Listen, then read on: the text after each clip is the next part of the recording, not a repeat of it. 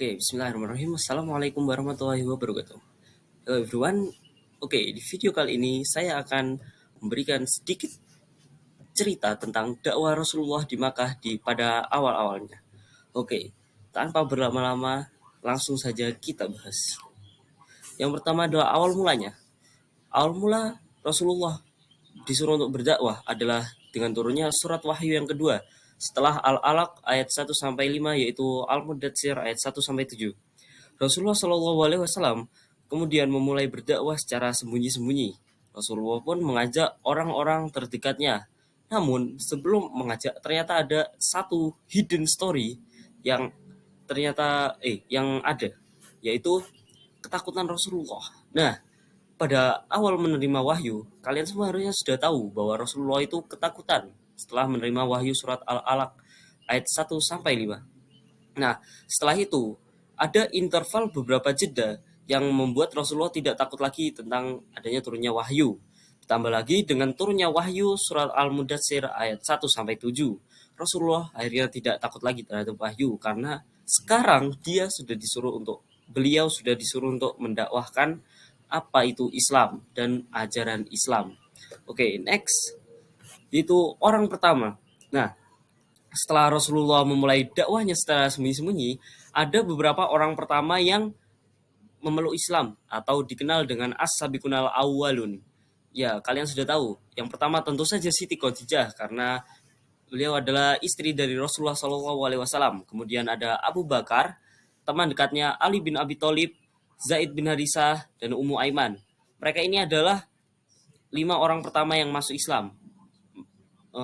Maksudnya dari setiap kalangan. Abu Bakar dari kalangan laki-laki, Ali bin Abi Thalib dari anak-anak, Zaid bin Harisah dari budak, dan Ummu Aiman dari janda. Oke, next. Lalu setelah lama berdakwah secara sembunyi-sembunyi, akhirnya pengikut Rasulullah kan mulai banyak dan akhirnya turun wahyu surat Asy-Syu'ara ayat 214 yang berbunyi, dan berilah peringatan, wahai Rasul, kepada kerabat-kerabatmu yang terdekat, janganlah mereka menyekutukan Allah dan ajaklah mereka ke jalan yang benar. Perintah ini secara tidak langsung juga menyuruh Rasulullah untuk berdakwah secara terang-terangan, yang dari awalnya sembunyi-sembunyi, kemudian menjadi terang-terangan. Oke. Lalu, Rasulullah pun mengumpulkan semua keluarganya dan mulai mendakwahi mereka secara terang-terangan.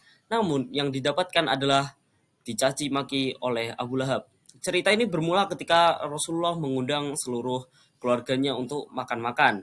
Nah, lalu di situ Rasulullah juga mulai untuk berdakwah secara terang-terangan dengan dengan jelas. Lalu kemudian Abu Bakar pun menyela dan berkata, tercelalah kamu Rasulullah, terkutuklah Rasulullah terhadap apa yang kamu ajarkan. Nah, lalu setelah itu Rasulullah pun menjadi takut. Dan ketika Rasulullah takut, Abu Thalib saat itu langsung membela Rasulullah. Beliau mendukung bahwa memberi jaminan untuk melindungi Rasulullah selama beliau masih hidup. Nah, lalu setelah mendapat jaminan dari Abu Thalib, Rasulullah pun langsung pergi ke Bukit Safa dan berteriak, maaf bukan langsung, namun setelah mendapatkan mungkin besoknya, Rasulullah langsung ke Bukit Safa dan berteriak, wahai Bani Fir, wahai Bani Adi. Teriakan itu juga seolah menandakan bahwa ada berita yang sangat penting yang harus dibicarakan. Bahkan orang sakit pun harus datang ke tempat itu.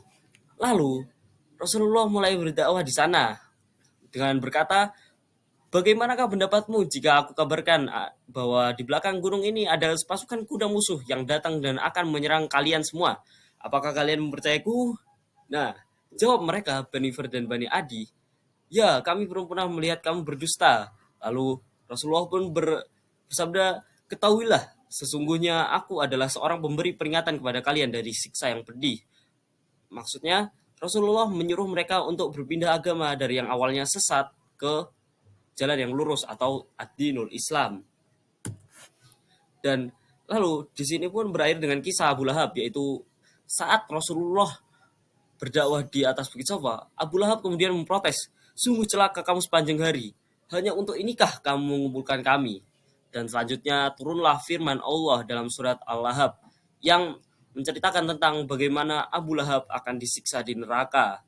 Namun, ada pengecualian di hari Senin, Abu Bakar akan diringankan siksanya karena hari Senin adalah hari kelahiran Rasulullah dan saat itu Abu Lahab termasuk salah satu dari orang yang senang akan kelahiran Rasulullah. Baik, mungkin cukup sekian penjelasan tentang bagaimana awal mula Rasulullah berdakwah di kota Mekah. Terima kasih sudah menonton video saya. See you next time. Wassalamualaikum Hmm. warahmatullahi wabarakatuh.